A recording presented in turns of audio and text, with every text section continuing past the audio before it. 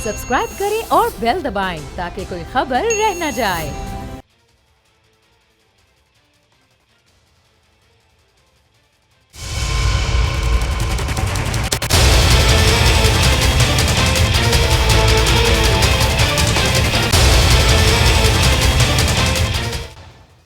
अस्सलाम वालेकुम जी, मैं हूं किरण नाज। बोल्ड टीवी की स्क्रीन पर आज मेरा पहला प्रोग्राम है नाजरीन। मेरी सहाफ़त और मेरे काम का मकसद सिर्फ हक बोलना और आवाम के काम आना है।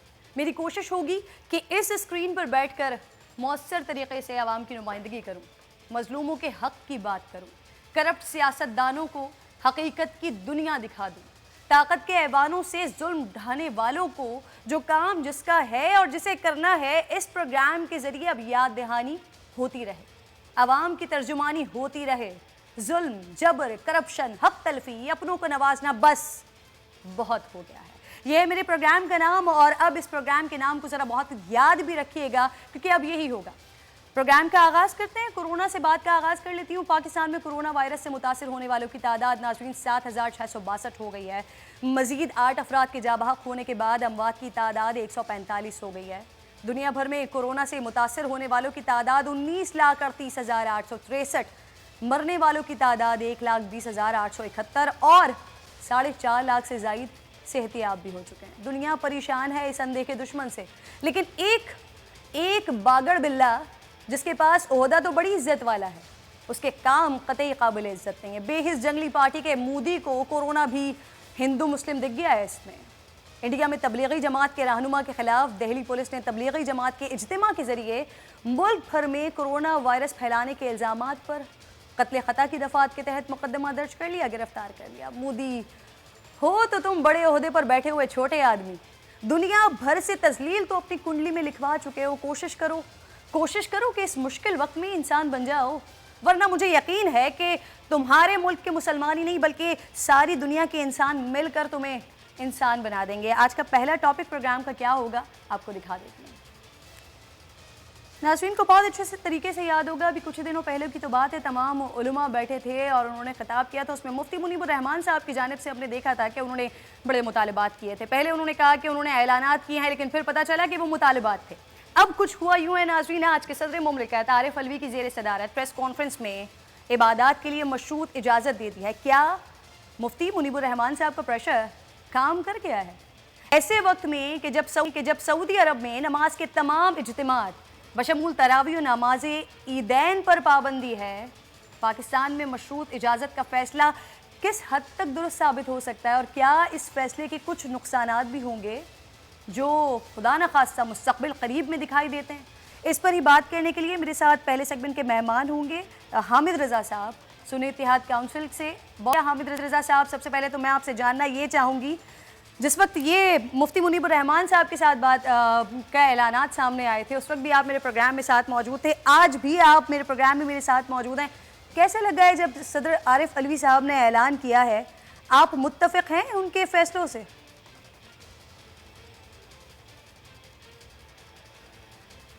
बिस्मिल्लाहिर्रहमानिर्रहीम। देखिए, सबसे पहले तो मैं आपको मुबारकबाद भी देता हूँ प्रोग्राम के हवाला से, और आपके लिए दुआगो भी हैं कि अल्लाह रब्बुल इज़्ज़त आपको हक सच की आवाज़ को बुलंद करने की यही हिम्मत और जुर्रत अता फ़रमाएँ, और आप इस्तकामत के साथ और कामयाबी के साथ इस प्रोग्राम को जारी रखें। दूसरा, देखें, जहाँ तक इस चीज़ का ताल्लुक़ है जो आज सदर ममलिकत जनाब आरिफ अलवी साहब की तरफ से एलामिया पढ़ा गया, इससे तकरीबन मिलता जुलता। ये दरअसल सुन्नी इत्तेहाद काउंसिल की अपील के ऊपर हमारे इंतहाई जय्यद शयूख़ुल हदीस और मुफ्तियान कराम ने एक फ़तवा दिया था, जिसके अंदर ये तमाम चीज़ें थीं, जिसके ऊपर जिन तमाम चीज़ों को हुकूमत ने तस्लीम किया। लेकिन उसके अंदर मैं सिर्फ 2 चीज़ों की वजाहत करना चाहता हूँ। एक तो सदर ममलिकत ने अपनी गुफ्तगू के दरमियान ये कहा कि इन नकात के ऊपर तमाम लोगों का इजमा है। तो मैं वजाहत करना चाहता हूँ कि अगर तो उनकी मुराद इजमा से इत्तेफाक़ राय है तो फिर तो ठीक है।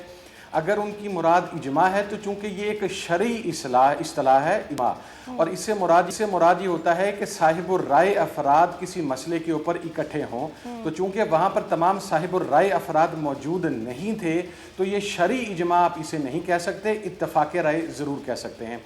दूसरी बात जो उन्होंने मशरूत तौर के ऊपर इजाज़त दी, देखिए मैं ये समझता हूँ कि एक मिसकंसेप्शन फैलाई गई। आज से चंद रोज़ पहले जो प्रेस कॉन्फ्रेंस हुई कि मसाजिद का लॉकडाउन अब ख़त्म हो जाएगा, कल से कोई लॉकडाउन नहीं होगा, उससे पहले भी किसी मस्जिद का लॉकडाउन नहीं था। मैं डे फर्स्ट से इस बात की वजाहत करता चला आ रहा हूँ, मैंने आप ही के प्रोग्राम की वसातत से और फिर उसके बाद तमाम मीडिया हाउसेस की वसातत से मैंने ये रिक्वेस्ट की थी और वो चला भी कि इबादत के अंदर एहतियात इख्तियार करें, अपने घरों के अंदर इबादत करें, रोकने के लिए गैर शरई से करार दिया था ना सुन्नी इत्तेहाद काउंसिल ने।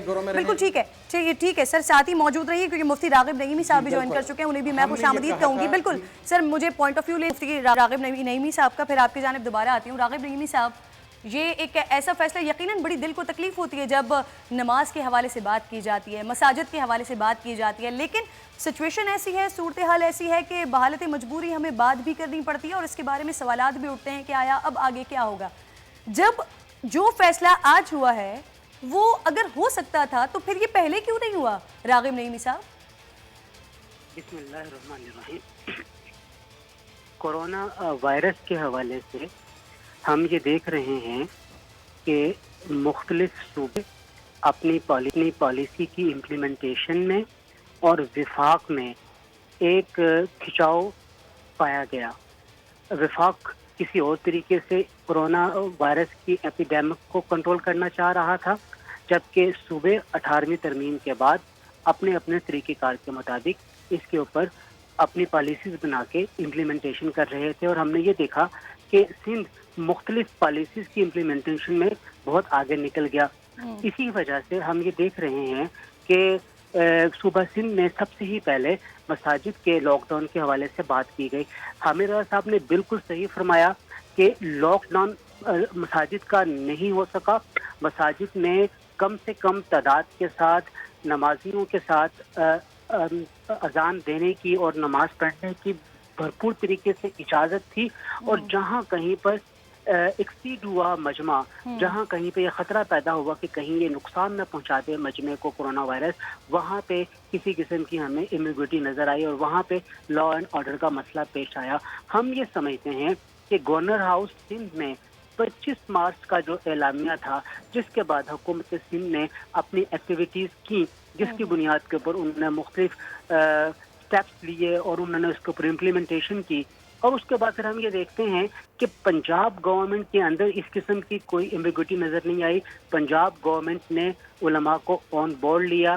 3 मीटिंग्स हुई, जिनमें एक बराह रास्त सीएम साहब के साथ थी, एक गवर्नर साहब के साथ थी और एक राजा बिशारत साहब जो कि वजीर हैं दाखिला के। तो मैं ये समझता हूँ कि ये मीटिंग जो पंजाब में हुई उसकी वजह से पंजाब के मामले बड़े पुरसुकून रहे और पंजाब के अंदर हालात कशीदा नहीं हुए और जिस तरीके से मामलात चलते आए उसी तरीके से आगे बात बनती चली गई। रागिब नईमी साहब, आपसे भी मेरा ये सवाल होगा और इसी का जवाब हामिद रज़ा साहब मैं आपसे भी लूँगी। जैसे कि वफाकी वज़ीर बराए मजहबी उमूर नूरुल हक कादरी साहब ने भी ये कहा कि ये तमाम मसाइल, क्योंकि ताजरों के मसाइल भी हल नहीं कर पा रहे हैं, उलमा के साथ भी डंडों से बढ़ता जा रहा है, तो ये तमाम मसाइल सिंध गवर्नमेंट की वजह से पैदा हुए। क्या आप लोग भी यही समझते हैं? रागिब नईमी साहब, देखिए, सिंध गवर्नमेंट सबसे पहले वहीं पर डायग्नोज हुआ कोरोना वायरस का पेशेंट और वो एक्टिव रोल प्ले करने लगे अपनी पॉलिसी की इम्प्लीमेंटेशन में, जो कि कानून बहरहाल उन्हें इस बात का इख्तियार देता है, रियायत देता है 18वीं तरमीम के बाद कि वो सेहत के हवाले से और मसाजिद के हवाले से अपनी पॉलिसी बना के इम्प्लीमेंट करें। मैंने अपनी गुफ्तगू के आगाज़ में ही बात यहाँ से शुरू की है कि ये तमाम की तमाम सिचुएशन इसलिए वर्ष पे वर्ष होती चली गई कि विफाक का और सूबों का एक पेज पे हमें होना नजर नहीं आया। लेकिन अब हम देख रहे हैं और ख़ास तौर पे मसाजिद के हवाले से सदर मोहतरम जनाब डॉक्टर आरिफ अलवी साहब की कोशिश है बहरहाल और वफाकी वज़ीर मजहबी उमूर जनाब नूरुल हक कादरी साहब की कोशिशें रंग लेकर आई हैं और कमो बेश पूरे पाकिस्तान के उलमा ने इत्तफाक राय के साथ इन 20 नकाती एलामिया को मंजूर सर, किया हम भी है। यही बात करते रहे कि कौमी यकजहती की ज़रूरत है इस वक्त। वज़ीर आज़म साहब की जानिब से जो प्लान किया जा रहा था या तमाम लोग जो जब इकट्ठे बैठ रहे हैं तो इसे ऐसे कंसीडर किया जाए कि जैसे ये नेशनल प्लान है, नेशनल प्लानिंग है और इस पर अमल दरामद किया जाए। लेकिन फिर हमें मुख्तलिफ मकामात पर डिस्प्यूट दिखाई देता रहा। अब जबकि ये मसला एक हल की तरफ आ गया है तो अब आगे हामिद रज़ा साहब ये बताइएगा कि इसको एश्योर कैसे किया जाएगा کیونکہ میں نے بہت ساری ایسی پکچرز، بہت سارے ایسے فوٹیجز دیکھے ہیں جہاں پر میں آپ کو ایک مثال کے طور پر بتاتی ہوں، مارکیٹس کے باہر دائرے بنائے ہوئے ہیں، بتایا ہوا ہے کہ لوگوں نے اتنی سوشل ڈسٹینسنگ رکھنی ہے، لیکن وہاں پر ہمارے پاس کیونکہ اویئرنیس کی بہرحال کمی ہے تو وہاں پر لوگوں نے اپنی چپلیں چھوڑی ہوئی ہیں اور خود جا کر دکان کے اوپر کھڑے ہوئے ہیں، مل کر کھڑے ہوئے ہیں، مجمع لگایا ہوا ہے۔ اس بات کی کیا ایشورٹی ہوگی کہ اب جو پلاننگ آ گئی ہے اس پر اسی طرح سے عمل درآمد کیا جائے گا؟ حامد رضا صاحب۔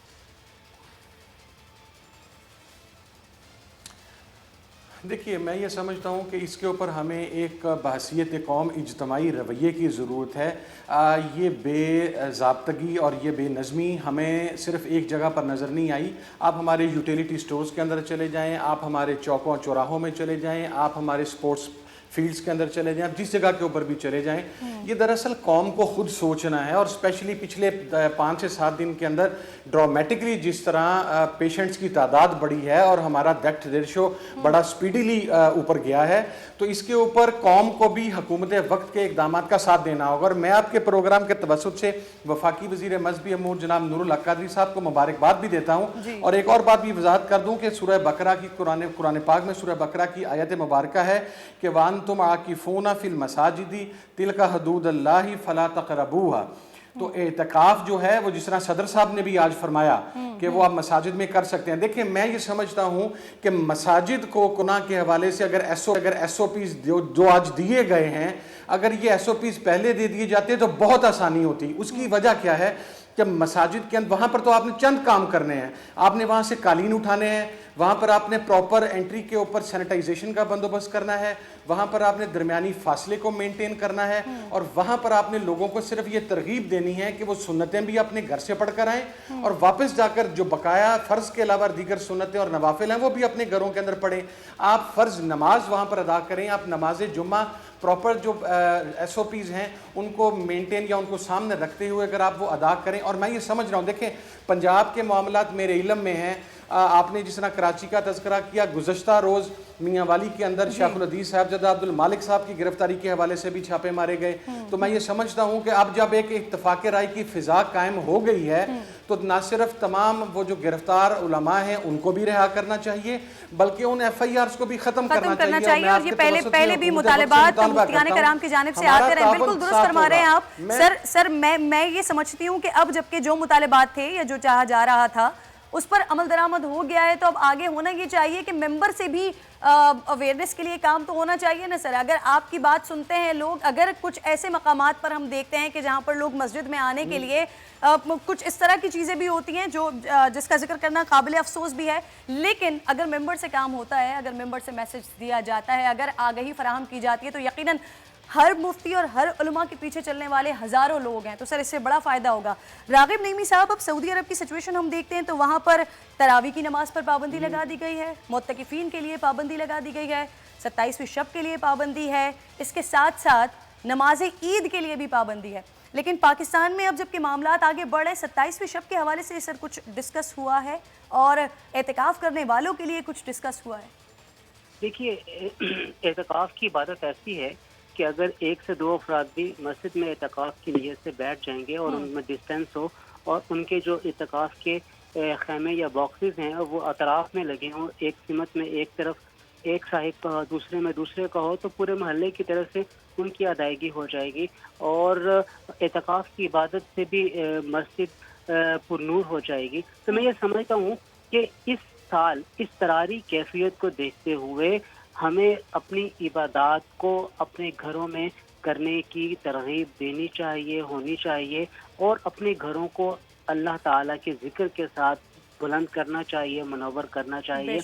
بہت ہو چکا، ہم نے اپنے گھروں کو اللہ کے ذکر سے آباد نہیں کیا، لیکن اب وہ موقع آ گیا، اور مجھے سمجھتا ہوں کہ یہ ایسا ہمیں موقع مل رہا ہے کہ ہم میں سے ہر کوئی اپنے رات کی تاریکی میں اپنے رب کو اپنے سے راضی کر سکتا ہے، اور اپنے سے اپنے گناہوں کی معافی مانگ سکتا ہے، اور آئندہ کے لیے وہ توبۃ النصوح کے راستے پہ چل سکتا ہے۔ بالکل درست فرما رہے ہیں، اور بڑی خوبصورت بات کوکٹ نورانی صاحب بھی کرتے ہیں کہ کوارنٹین ٹائم کو قرآن ٹائم بنا لیا جائے۔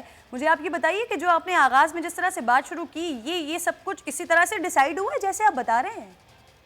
جی بالکل ایسا ہی ہے. اور میں یہاں پہ ایک اور بات بھی عرض کروں کہ پنجاب کی سطح کے اوپر علماء کمیٹی ایک تشکیل دی گئی اور علماء کمیٹی نے اپنے سارے کے سارے چیزوں کو آبزرو کر کے اپنی سفارشات پیش کی اور پھر میں نے خود الگ سے ایس او پیز کے حوالے سے کچھ چیزیں پیش کی جس میں ایک بڑی اہم چیز یہ تھی کہ ان تمام کے تمام شکوں کو امپلیمنٹ کرنے کے لیے جو مسجد انتظامیہ صدر اور سیکرٹری پر مشتمل ہے اسے انووک کیا جائے اور لوکل انتظامیہ مسجد کہ صدر اور سیکرٹری کو اس بات کا پابند کرے کہ وہ ان تمام کی تمام تجاویز کے اوپر عمل درآمد کرے and they will be the responsible for all the matter of their mosque. تو وہ ہی ذمہ دار ٹھہرائے جائیں گے اور امام اور خطیب تو وہاں پر فرائض منصبی سر انجام دے رہے ہوتے ہیں جو انہیں تفتیش کیے گئے ہوتے ہیں صدر اور سیکرٹری انتظامیہ کمیٹی کی طرف سے مسجد کمیٹی کی طرف سے.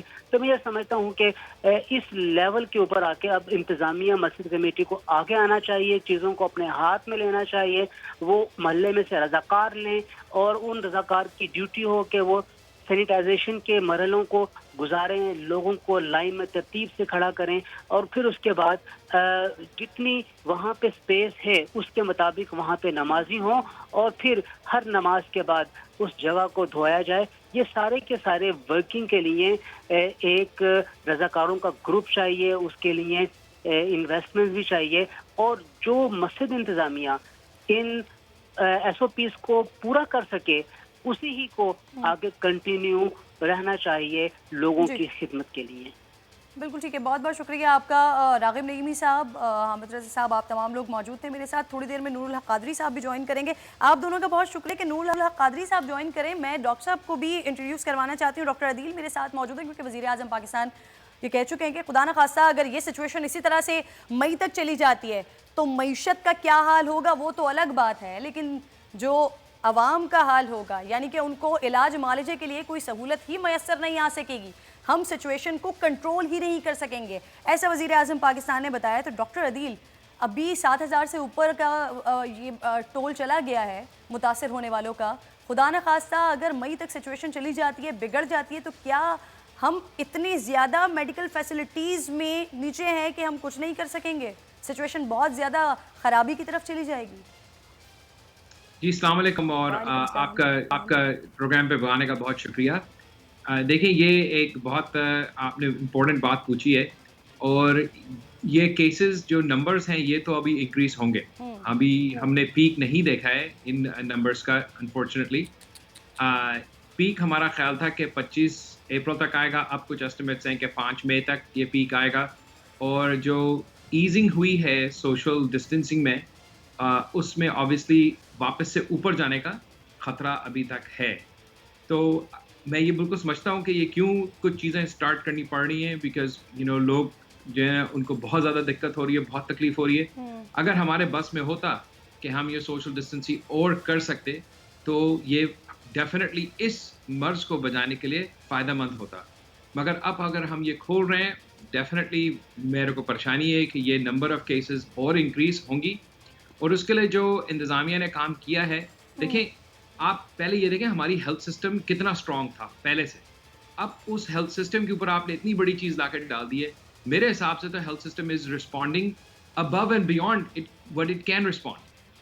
اور بہت لوگوں نے اس پہ کام کیا ہے, صوبائی حکومت نے بہت کام کیا ہے. ڈاکٹر عدیل پریشانی آپ جو بات کر رہے ہیں وہ یقیناً پریشانی کی بات ہے, کیونکہ اس سے پہلے اگر ہم اس کے علاج کے حوالے سے بات کر رہے ہیں, اگر ہم پیسیو امیونائزیشن کے حوالے سے بات کریں, تب ہمیں یہ پتہ چلتا ہے کہ وہ پلازما کے لیے بھی کافی ٹائم آپ کو لگے گا, جس کے بعد آپ کے پاس یہ علاج میسر آ سکے گا. تو واقعتاً یہ خوفناک بات ہے. لیکن پھر ایک اور چیز ہم دیکھتے ہیں, امیون سسٹم کا اسٹرانگ ہونا بہت زیادہ ضروری ہے اس بیماری سے لڑنے کے لیے. خوف کی وجہ سے بھی تو امیون سسٹم متاثر ہوتا ہے. اگر کچھ اس طرح کی خبریں آ رہی ہیں, جیسے افسوسناک بات ابھی 2 دن پہلے ہی سندھ گورنمنٹ کی جانب سے آئی, وزیر اعلیٰ صاحب کی جانب سے آئی کہ ان کو معلوم ہی نہیں تھا کہ 400 اموات ہو گئی ہیں اور شاید وہ کورونا کی وجہ سے ہو گئی ہیں. تو اگر اس طرح کی بات ہوتی ہے تو یہ بھی تو خوف کی علامت ہے, یہ بھی تو امیون سسٹم کو ویک کرنے کی بات ہو گئی. جی دیکھیں کچھ رپورٹس ڈیفینیٹلی آئی ہیں کہ نمبر آف پیپل جو کہ جن کی اموات ہوئی ہیں وہ انکریز ہوئی ہیں. اور یہ ہو سکتا ہے کہ ہسپتالوں میں نہیں, گھر میں ہی انتقال ہو کے لوگ پھر یا تو ہسپتال آ رہے ہیں یا ہسپتال میں پتہ بھی نہیں چل رہا ہے. مگر ہم یہ گارنٹی نہیں دے سکتے اس وقت اس بات کی کہ یہ جو اموات ہو رہی ہیں یہ کیا کورونا کی وجہ سے ہو رہی ہیں, یہ کسی اور وجہ سے ہو رہی ہیں. دیکھیے ابھی آپ ہمارے ہسپتال میں, یہ باقی جتنے بڑے بڑے ہسپتال ہیں آپ جا کے دیکھ لیں, جو ہارٹ اٹیک کے فار ایگزامپل مریض آ رہے تھے, نمبر جو کارڈیاک کیتھیٹرائزیشن کے نمبرز تھے وہ ایک دم سے کم ہو گئے. تو وہ کہاں جا رہے ہیں سارے مریض؟ کیا ہسپتال سے آنے سے ڈر رہے ہیں اور پھر گھر میں ہی جو ہے ان کو ٹریٹمنٹ نہیں مل رہی اور پھر گھر میں ہی ہلاک ہو رہے ہیں؟ وہ کہاں جا رہے ہیں؟ یہ چیزیں جو ہے نا ہمیں پتہ کرنی پڑیں گی. اور اس لیے ہیلتھ سسٹم میں بہت یہ بڑا امپورٹنٹ چیز ہے کہ سسٹم کو اس طرح سے بنانا ہے.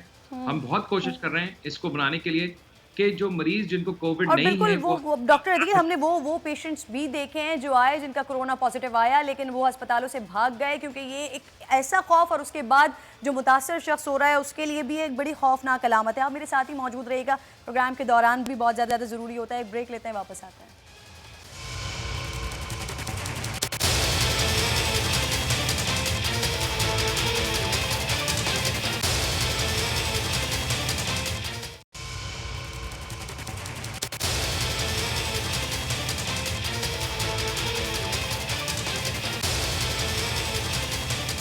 Welcome back once again. جی ڈاکٹر عدیل میرے ساتھ ہی موجود ہیں. ڈاکٹر عدیل ابھی پروگرام میں بریک پر جانے کے بعد, بریک کے دوران ہی میرے ساتھ کیونکہ تاجر اتحاد سے بھی مہمان آ چکے ہیں, ان سے ڈسکشن ہو رہی تھی اور بات یہ ہو رہی تھی کہ اب آگے جس طرح سے مارکیٹس نے کھلنا ہے, جس طرح کی مشروط اجازتیں دی ہوئی ہیں, تو اس کے بعد تو سچویشن اور زیادہ کنٹرول سے باہر نہیں ہو جائے گی؟ آپ کو نہیں لگتا لوگ آئیں گے, نکلیں گے, منگل ہوں گے, یہ سوشل ڈسٹینسنگ کا کانسیپٹ ذرا متزلزل ہوتا ہوا دکھے گا, پھر کیا ہوگا ڈاکٹر عدیل؟ جی دیکھیں اگر ہمارے بس میں ہوتا تو ہم یہ چیزیں بالکل ابھی تک بند رکھتے تو بہت اچھا تھا. اگر بند نہیں رکھیں گے تو ہمیں بیسک چیزیں لازمی ہے کرنا. سب سے امپورٹنٹ یہ ہے کہ سب کو ماسک پہننا چاہیے. میرے پاس اس وقت ماسک سامنے پڑا ہے, میں پہن کے دوبارہ دکھا دیتا, مگر سب کو ماسک لازمی طور پہ پہننا چاہیے سارا وقت. اور یہ کپڑے کا ماسک سے بہتر ہے, سرجیکل ماسک اگر اویلیبل ہے تو سرجیکل ماسک پہننا چاہیے. دوسرا یہ کہ بار بار ہاتھ دھونے لازمی ہے, اور لوگوں سے جو انٹریکشن ہوں گے کوشش یہ کرنی چاہیے سب کو کہ کم از کم وہ 6 فٹ دور ہو. کوئی ضرورت نہیں ہے کہ اگر آپ کے پاس کوئی آئے ہیں اور آپ کو ان سے ڈسکشن کرنی ہے. آپ کے پاس کوئی انفارمیشن ہے؟ فواد چودھری صاحب نے کہا تھا کہ پاکستان میں 2500 کے قریب جو وینٹیلیٹرز موجود ہیں, جس میں سے ماشاءاللہ 50% تو خراب ہی پڑے ہوئے تھے, تو 150 کے بارے میں وہ کہہ رہے تھے کہ اس کو ہم درست کروا کے دیں گے اور جلد سے جلد کروا کے دیں گے. تو سر اس کے بارے میں کوئی انفارمیشن آپ کے پاس ہے؟ وہ بننا شروع ہو گئے ہیں, صحیح ہونا شروع ہو گئے ہیں, یا کب ہوں گے؟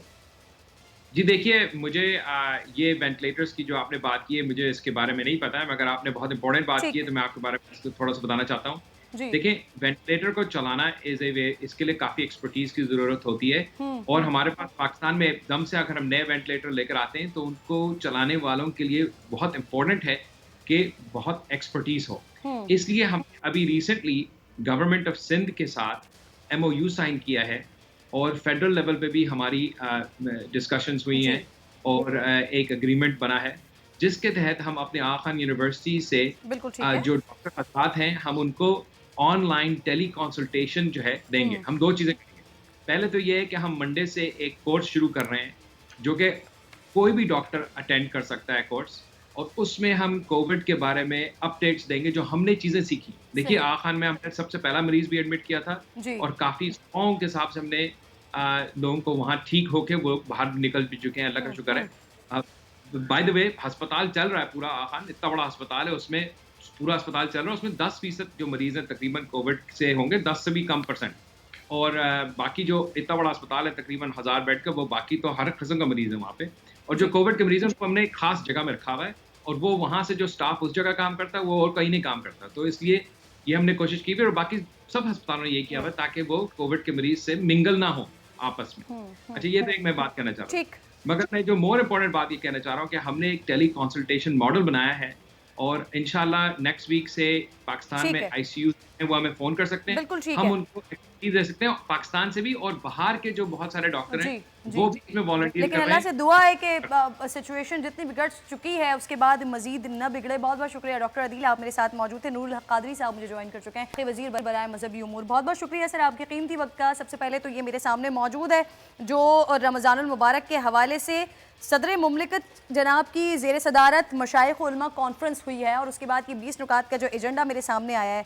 اب یہ آپ سے پہلے حامد رضا صاحب میرے ساتھ موجود تھے, صاحبزادہ حامد رضا صاحب, اور وہ فرما رہے تھے کہ اسے یہ تمام لوگوں کی مشاورت سے سامنے نہیں آئے ہیں فیصلہ, تو اس کو علماء کی مشاورت یا پھر اجماع کا فیصلہ نہ کہیں.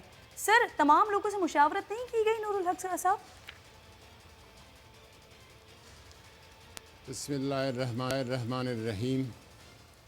شکریہ کرن صاحبہ.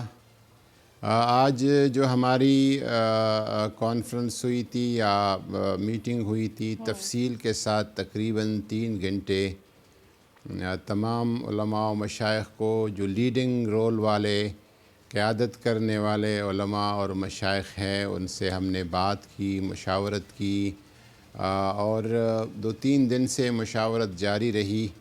اور اس دوران ہم نے صوبائی حکومتوں سے, صوبائی وزرائے اعلیٰ سے اور چیف سیکرٹری سے, فیڈرل گورنمنٹ کا جو موقف تھا, وزارت صحت, وفاقی وزارت صحت کا جو موقف تھا, ساروں کو سن کے, اور ایک میں سمجھوں گا کہ ایک بہت بڑی بات ہوئی ہے کہ پہلے تو سب علماء کو ایک پلیٹ فارم پر اکٹھا کرنا, متفقہ متحدہ ان کی ایک رائے لینا, یہ بھی ایک بڑی بات ہے. اور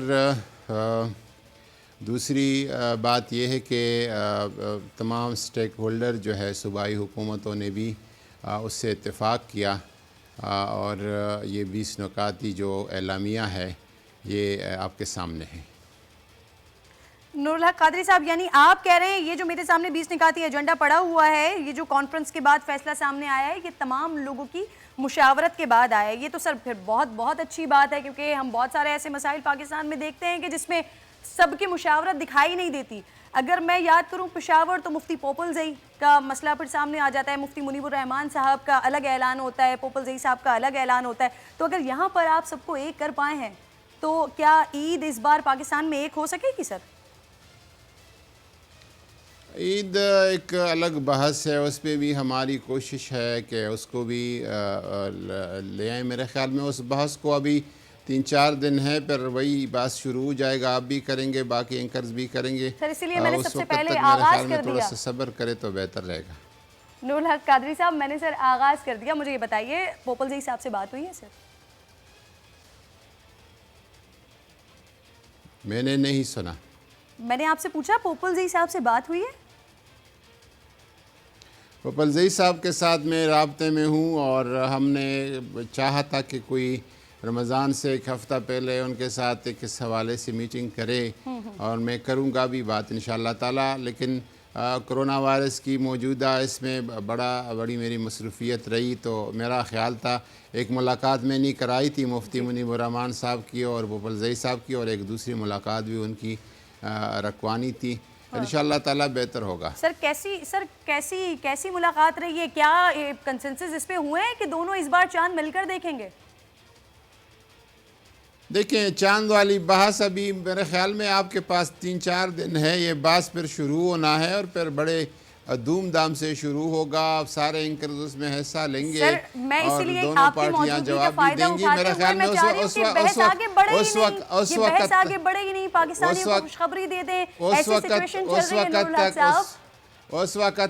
وقت تک آپ انتظار کریں. یہ آپ کا پسندیدہ بحث ہے تمام اینکرز کا, ٹی وی اور صحافیوں کا. یہ اس وقت تک تھوڑا سا صبر کریں تو بہتر نور رہے الحق قادری صاحب, آپ کی جانب سے اس الزام کا میں احترام کرتی ہوں, اور دل سے چلیں آپ کہتے ہیں تو میں قبول بھی کر لیتی ہوں. بہرحال ایک تو عید کی بات ہو گئی, دوسرا یہ کہ حج مبارک کے بارے میں آپ سے ہی میرے پروگرام میں جب بات ہوئی تھی تو آپ نے کہا تھا کہ ہم رمضان تک یہ فیصلہ کر لیں گے کہ حج کے لیے آگے کیا فیصلہ کرنا ہے, کیونکہ سعودی عرب کی جانب سے تو کہہ دیا گیا ہے کہ مزید آگے کانٹریکٹس ابھی آپ لوگ سائن ہی نہ کریں بلکہ معاہدے کریں ہی نہیں.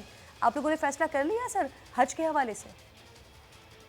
جی, حج کے حوالے سے ہمارے انتظامات بالکل انشاءاللہ مکمل ہیں, اور اس پہ اپنی طرف پہ ہماری کوئی انشاءاللہ جب بھی وہ کہیں گے کہ حج ہو رہا ہے اور آپ اپنے حاجیوں کو پہنچانا شروع کر دیں تو انشاءاللہ ہماری طرف سے پوری تیاری ہے. لیکن انہوں نے کچھ چیزوں سے جو کہ ان کی طرف سے کہا گیا ہے کہ ایئر لائنز کے ساتھ, ہوٹل اور بلڈنگز کے ساتھ ان کی ہائرنگ کی جو حتمی ایگریمنٹ ہے, ٹرانسپورٹ کمپنیز کے ساتھ, اور اسی طرح کیٹرنگ کمپنیز کے ساتھ, جو معلمین ہیں ان کی جو کمپنی ہے ان کے ساتھ कोई हतमी एग्रीमेंट उस वक्त तक नहीं करे जब तक हम आपको बताएंगे नहीं। सर और तजर्बा आप रखते हैं नूरुल हक कादरी साहब, तो जिस तरह की इस वक्त सिचुएशन है सऊदी अरब में तो कुछ भी होता हुआ दिखाई नहीं दे रहा, आपका तजर्बा क्या कहता है? आपको हज होता हुआ दिखाई दे रहा है क्या सऊदी अरब की तरफ से? आपको इस तरह का लग रहा है कि आगे हज की इजाज़त मिल जाए?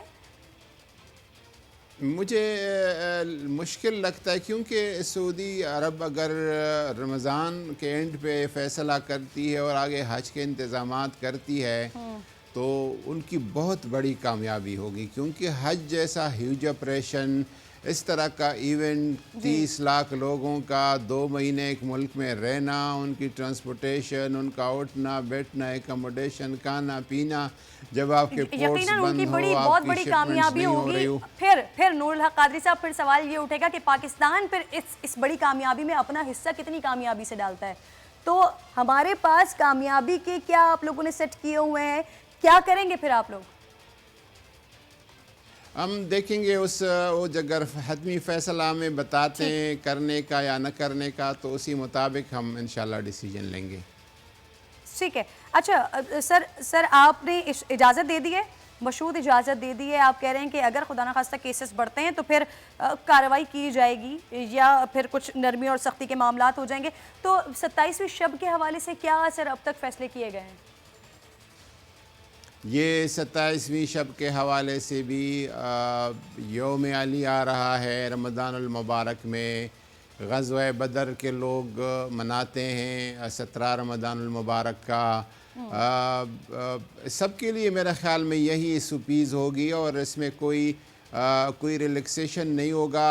इन सुपीज़ के साथ कोई करेंगे लैलतुल क़द्र भी तो कर सकते, नहीं कर सकते तो फिर घरों में मनाएं, घरों में एहतमाम करें और घरों में ज़िक्र फ़िक्र दुआ तिलावत के साथ उसको मनाया जा सकता है। रमज़ान मुबारक की जी नूरुल हक कादरी साहब, सर एक आखिरी सवाल आपसे। सर अगर ये 20 निकात सामने आ गए, बड़ी क्लैरिटी के साथ चीज़ें सामने आ गई, आज ये काम हो गया, तो सर क्या ये काम पहले नहीं हो सकता था?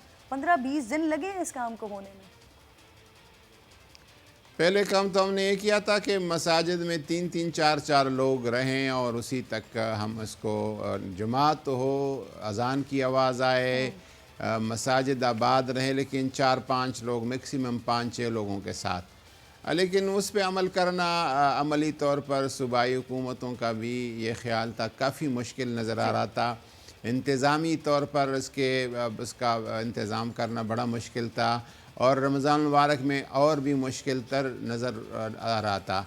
उस वजह से हमने फिर थोड़ा सा रिलैक्स करके ये आज की जो सुपीज़ है मशरूत तौर पर इजाज़त दी है इन सुपीज़ के साथ। ठीक है, बहुत बहुत शुक्रिया नूरुल हक कादरी साहब। उलमा की जानिब से, मुफ्तियान कराम से या फिर हुक्मरानों की जानिब से जो भी फ़ैसले किए जाते हैं, मेरी दुआ भी है, मेरी उम्मीद भी है कि ये तमाम चीज़ें पाकिस्तानी अवाम के हक़ में हों, बेहतरी के लिए हों। ब्रेक का वक्त हो गया। ब्रेक के बाद जब वापस आते हैं तो ताजर इत्तेहाद अब आगे क्या सोच रहा है? सिंध में जो रिलैक्सेशन दी गई है या फिर पंजाब में तो सिचुएशन बिल्कुल ही मुख्तलिफ है, इस पर बात करेंगे ब्रेक के बाद।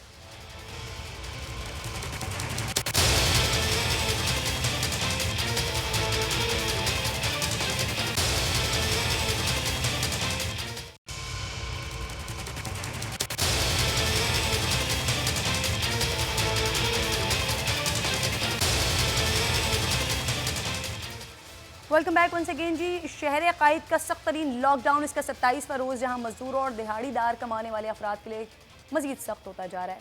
वहीं इस शहर को कमा कर देने वाले, बल्कि यूँ कह लीजिए कि इस पूरे मुल्क को चलाने वाले ताजर भी अपनी रोज़ी रोटी के लिए बेचारे परेशान बैठे हैं। कहते हैं कि वो लोग जो पहले इमदाद दिया करते थे आज इस हाल में आ गए हैं कि वो इमदाद मांगते हैं।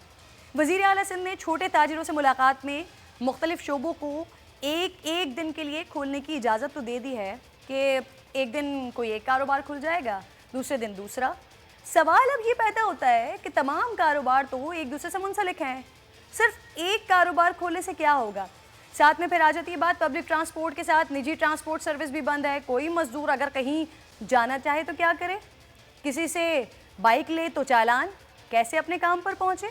ऐसे दीगर कई मसाइल हैं जो छोटे ताजरों को शहर में बंदिश के साथ काम करने में यकीनन रुकावट पैदा करेंगे। اب ان سب معاملات پر بات کرنے کے لیے آل کراچی تاجر اتحاد سے محمد رضوان صاحب میرے ساتھ پروگرام میں موجود ہیں. سب سے پہلے تو میں آپ کو خوش آمدید کہتی ہوں. سر، سندھ گورنمنٹ کی جانب سے جو فیصلے آپ لوگوں کے لیے کیے گئے ہیں خوش آئند ہے؟ سب سے پہلے تو آپ کو مبارکباد دوں گا، ماشاءاللہ آپ کا پہلا شو ہے، اللہ آپ کو کامیاب کرے. جزاک اللہ. اچھا، اس سلسلے میں آپ کو بتا چلوں، ہمارا آپ 27 دن بات کرتے ہیں، ہمارا جو ہے مارکیٹ بند ہوئے ہوئے 31 دن ہو گئے کراچی کو. آپ وہ 3 دن سے لاتے جی ہیں؟ تقریباً سمجھ لیں 18 تاریخ سے اور 18 تاریخ ہے. ہم نے اس وقت بھی کہا تھا کہ آپ لاک ڈاؤن کرنے جا رہے ہیں تو ایک پہلے ہمارے ساتھ جو ہے ایک ملاقات کر کے ایک لائے عمل بنا لیں، تاکہ کس طرح ہم 17 تاریخ کو ایک آرڈر نکلا اور 18 تاریخ کو صبح مارکیٹیں بند ہو گئیں. کسی کا کیش تھا، کسی کا کچھ تھا، سلسلہ وہ چلتا رہا. اس کے بعد تقریباً آپ سمجھ لیں 1 مہینہ ہو گیا، جو ہمارے پاس کیش فلو تھا وہ سب ختم ہو گیا. ہم نے اپنے لوگوں کو جو ہے وہ ان کی تنخواہیں بھی دے دی، اپنا بل بھی بھر دیا بجلی کا، اپنے اور جو چیزیں لوازمات تھے وہ پورے کر لیے. اب ہمارے پاس کھانے کو نہیں رہے. اب ہمارے پاس جو ہے چیزیں، ہماری جو چیزیں الیکٹرانکس کی وہ ہم بیچیں گے تو ہمارے پاس پیسے آئیں گے، تاکہ آگے کاروبار چلے، آگے جو ہے ہم لوگوں کو تنخواہ دے سکیں گے اور جو ہمارے لوازمات وہ پوری کر سکیں گے. اس سلسلے میں آج ہماری سی ایم صاحب سے ملاقات ہوئی. سی ایم صاحب نے پورے کراچی کے تاجروں کو بلایا تھا اور بات ہو کے انہوں نے جو ہے ہمارا مسئلہ سنا اور انہوں نے خود کہا کہ بھئی مارکیٹیں بالکل کافی دن ہو گئے ہیں، ہم بھی چاہتے ہیں کہ معیشت کا پہیہ چلے. تو انہوں نے جو ہے کاروبار کے سلسلے میں ہماری مشاورت دی، ہم نے ان کو کوئی SOPs دی. انہوں نے کہا کہ ہم اس پہ راضی ہوتے ہیں مارکیٹیں کھولنے کے لیے ایک بائی. اور خود انہوں نے کہا کہ آپ جو ہے آپ کے ٹیکس پہ جو ہے ہم لوگوں کو جو ہے تنخواہیں دیتے ہیں، ہمیں خود اس کا بات کا احساس ہے. تو ہم نے ان کو جو ہے ہم نے کہا کہ ہماری مارکیٹوں میں یہ پوزیشن آ گئی کہ لوگ قرض میں مبتلا ہو گئے ہیں. اب سر، اب میں ابھی جو خبر دیکھ رہی ہوں اس کے مطابق تو یہ پتہ چلا کہ جی اتفاق ہو گیا ہے تاجروں کے درمیان اور سندھ گورنمنٹ کے درمیان، کیونکہ سعید غنی صاحب ہوں، ناصر حسین شاہ صاحب ہوں، سی ایم صاحب ہوں، وہ بار بار یہی کہتے رہے کہ پہلے مشاورت ہوگی، اس کے بعد لائحہ عمل ترتیب دیا جائے گا اور اناؤنس کیا جائے گا. آپ کی گفتگو سے مجھے لگ رہا ہے کہ یہ تو اتفاق نہیں ہوتا ہے. نہیں، یہ انہوں نے جو ہے ایک راضی ہوئے ہیں کہ اب مارکیٹیں کھولنے کی طرف جا رہے ہیں. ایک سی ایم صاحب پہلے تو بالکل انہوں نے کہا تھا کہ ہم لاک ڈاؤن رکھیں گے، بند کھولیں گے نہیں. تو انہوں نے اب ہماری تجاویز لی کہ بھائی کس طرح ہم مارکیٹ کھولیں گے، کیا احتیاطی تدابیر استعمال کریں گے جس سے ہم کرونا سے بھی بچ سکیں اور آپ کا کاروبار بھی چلے. تو ہم نے ان کو تجاویز، آج ہمارے کمشنر صاحب سے ملاقات ہوئی، کمشنر صاحب بھی بیٹھے تھے، اس میں 3 منسٹر موجود تھے. سعید غنی صاحب تھے اس میں، مکیش کمار چاولہ صاحب تھے اور امتیاز شیخ صاحب تھے. ہم نے SOP دے دی ان کو اور ہر سیکٹر بتا دیا کہ بھائی الیکٹرانکس کا یہ ہے، گاڑی کا یہ ہے، آٹو پارٹس کا یہ ہے. تو تقریباً کوئی 15 سے 20 سیکٹر آتے ہیں. تو انہوں نے کہا ہم اس 20 سیکٹر کو مرحلہ وار شروع کریں گے کھولنا، کہ ہفتے میں جیسے ایک سیکٹر کی 3 مرتبہ باری آئے. تو اس حساب سے انہوں نے جو ہے وہ اس کو مرج کریں گے. ہم نے یہ بھی ان کو تجویز دی کہ آپ سر میں نے ابھی پچھلے دنوں آپ کی 2 پریس کانفرنسز دیکھی ہیں. ایک میں بھی آپ لوگ بڑے غصے میں تھے، اس سے پہلے بھی آپ لوگ بڑے غصے میں تھے. آپ نے کہا اگر 15 دن کے بعد 16واں دن ہوتا ہے تو ہم اپنے کاروبار کھولیں گے، لیکن پھر آپ پیچھے ہٹ گئے. اب اگر جو فیصلہ آپ لوگ کر رہے ہیں یا جو آپ چاہ رہے ہیں کہ ہر سیکٹر کو 2-2 3-3 دن دیے جائیں، اگر یہ نہیں ہوتا پھر آپ لوگ کیا کریں گے؟ پھر کوئی نیا لائحہ عمل دیں گے اور پھر کیا پیچھے ہٹ جائیں گے؟ نہیں، ایسی بات نہیں، پیچھے ہٹنے والی بات. دیکھیں ہم جو ہے ہمارے پاس بڑی بھاری ذمہ داری ہے. ہمیں اپنا کاروبار بھی کرنا ہے اور جو ہے سرکار کو جو ہے ریونیو بھی دینا ہے اور جو حفاظت بھی کرنی ہے سب کی، ہمارے دکانداروں کی بھی اور عوام کی بھی. بالکل. ہم ان سے کوئی ناجائز بات نہیں کر رہے، ہم اپنا جائز حد میں رہ کے کاروبار کرنے کی بات کرتے ہیں تاکہ سیفٹی رہے ان کی بھی. بے شک اس وقت سچویشن ایسی ہے، ساری دنیا کے لوگ ہی پریشان ہیں اور ہم تو یہ چاہتے ہیں کہ جو بھی معاملات ہوں وہ پورے پاکستان کے لیے، پاکستانیوں کے لیے، تاجروں کے لیے، سب کے لیے امن کا باعث. شکریہ، آپ پروگرام میں ساتھ موجود تھے. اگلے ٹاپک کی جانب بڑھوں گی ناظرین. آج کی یہ بڑی خبر تھی، ملک کی منتخب جماعت پاکستان تحریک انصاف جس نے اپنے اقتدار میں آتے ہی ہر کسی کے احتساب کا نعرہ لگایا، جو ان کا منشور بھی ہے. اس جماعت میں ہر شعبہ زندگی کے افراد شامل ہوتے رہے، لیکن گزشتہ دنوں میں جیسے وزیر اعظم عمران خان نے اپنی کابینہ کے خلاف ایکشن لیتے ہوئے وزارتوں کی تبدیلی کی اور رپورٹ آنے پر ملزمان کے خلاف کارروائی کا بھی اندیا دیا، تو پھر ذرا ایک نظر ادھر بھی. تحریک انصاف کے بانی ارکان میں شامل کراچی سے منتخب رکن قومی اسمبلی نجیب ہارون نے اپنی وزارت سے استعفیٰ دیتے ہوئے جواز یہ دیا کہ 20 ماہ کے عرصے میں اپنے حلقے کے لیے کچھ بھی نہیں کر سکے اور ان کا ضمیر گوارا نہیں کرتا کہ وہ اس عہدے پر رہیں. وزیر اعظم نے گورنر سندھ سے رابطہ کرتے ہوئے انہیں نجیب ہارون کے تحفظات دور کرنے کی ہدایت تو کرتی، لیکن سوال تو یہاں یہ اٹھتا ہے کہ معاملات इस नहज पर पहुंचते कैसे हैं? और ये याद रखिएगा कि ये पहले कराची के वो वजीर या एमएनए नहीं है कि जो इस नहज पे आ गए हैं। कैसे एक रुकने कौमी असम्बली अपना इस्तीफ़ा पेश करने पर मजबूर हुआ? इस पर बात करने के लिए आमिर लियाकत साहब मुझे प्रोग्राम में ज्वाइन कर चुके हैं, पाकिस्तान के रहनुमा। बहुत बहुत शुक्रिया आमिर लियाकत साहब, आप साथ मौजूद हैं। इससे पहले कि मैं आपकी जानिब आऊँ, आपसे बात करूँ, मैं आपको कुछ दिखाना चाहती थी, लेकिन चलिए अब जब आ गए हैं तो आपकी मौजूदगी का फ़ायदा उठाते हुए ही बात कर लेते हैं, क्योंकि वक्त की कमी है और मैं चाहती हूँ कि ज़रा ज़्यादा आपकी बात सुन ली जाए। तो आमिर लियाकत साहब मुझे ये बताइए कि मुझे याद पड़ता है इसी तरह की बातें आपकी तरफ से भी की गई थी, इसी तरह के कुछ ऐसे ग्रीवेंसेस थे जो आपकी जानिब से भी किए गए थे, शिकवे आपकी जानिब से भी आए थे, लेकिन यहाँ पर तो बात एमएनएशिप छोड़ने तक की हो गई। क्या आपको लगता है नजीब हारून साहब क्या जमात भी छोड़ देंगे? बहुत बहुत शुक्रिया किरण। सबसे पहले तो आपको आपका जो पहला प्रोग्राम है आपको बहुत बहुत मुबारक हो। बहुत शुक्रिया। अल्लाह ताला आपको कामयाबी की नई मनाजिल तय करने की तौफीक अता फरमाए, और आप जिस तरह समय पर एक खूबसूरत प्रोग्राम करते हुए अपने नाज़रीन को हमेशा मालूमात देती रही और एक बेहतरीन मकाम हासिल किया, यहाँ पर बोल पर भी आप एक अच्छा मकाम हासिल करें इंशाल्लाह। आपने जो मुझसे सवाल किया, देखिए नजीब हारून साहब जो है वो एक पार्टी का साथ है। नजीब हारून साहब एक ऐसी शख्सियत है कि जिनसे हम सब सीखते हैं। नजीब हारून साहब एक ऐसा नाम है जो इमरान खान साहब के शुरू के साथियों में से। मेरा तो इमरान खान साहब से 2 साल का ताल्लुक है, नजीब हारून साहब से 23 साल का ताल्लुक है।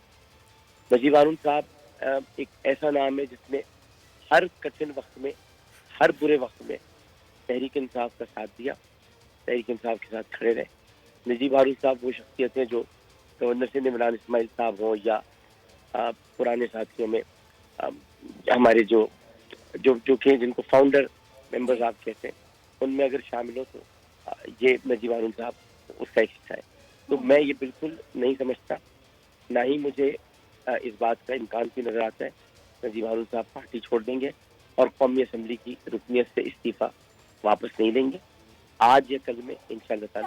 आमिर लियाकत साहब, क्योंकि नजीब हारून साहब से आपका बड़ा अच्छा ताल्लुक भी है, तो मैं यकीनन ये भी जानना चाहूँगी कि कोई ना कोई वजह इसके पीछे या कोई ना कोई ऐसा शिकवा तो ज़रूर होगा, लेकिन आप ये देखिए ज़रा कंटिन्यूटी चेक कीजिए। अभी कुछ दिनों पहले की बात है, जहांगीर तरीन साहब भी ये फरमाते हुए दिखाई दिए कि इमरान खान साहब से जैसा ताल्लुक था अब वैसा ताल्लुक नहीं रहा।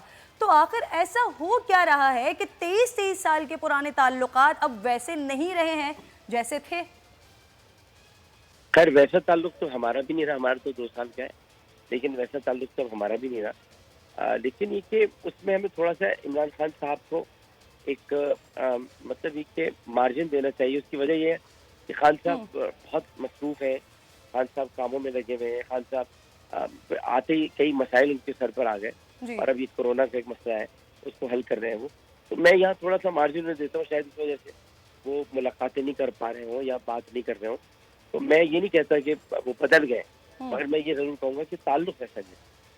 चलिए, आपको ऐसा महसूस होता है कि अगर मुलाकात हो जाती है वज़ीर आज़म साहब से, बात हो जाती है अगर वज़ीर आज़म साहब से, तो फिर ये मामलात वापस मज़बूत राह पर आ सकते हैं। बहुत बहुत शुक्रिया आमिर लियाकत साहब, आप साथ मौजूद थे। नाज़रीन ख़त्म हो गया है, कल आपसे मुलाकात होगी। अपना बेहद ख्याल रखिएगा। अल्लाह ने के बाद।